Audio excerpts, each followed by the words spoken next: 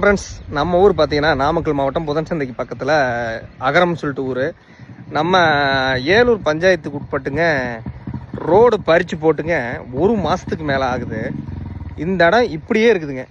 1 மாதத்துக்கு மேலே இப்படியே கிடக்கிறதுனால வாகன ஓட்டிகளை ரொம்ப பாதிக்கப்படுறாங்க. இதில் இவ்வளோ தூரம் வர்றாங்க, ஒவ்வொருத்தர் சருன்னு ரோடு வேகமாக இருக்கும்போது வேகமாக வந்துடுறாங்க. இந்த இடத்துல வந்து ஜல்லி வந்து கிறுக்கி விட்டுருது. இந்த மாதிரி நிறைய பேர் சருன்னு ரோடு நல்லா இருக்கிறனால சருன்னு வேகமாக வந்துடுறாங்க. இந்த இடம் வந்த உடனே ஜல்லியில் வலிக்கிட்டு 2 ஒருத்தர் உளுந்த கீழே விழுந்துருக்குறாங்க.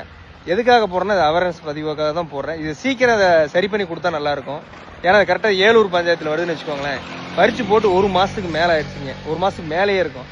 அங்கிருந்து வர்றவங்க வேகமாக வந்துடுறாங்க. வேகமாக வந்து இந்த ஜல்லியில் விட்டு நிறைய பேர் கீழே விழுந்துட்டாங்க.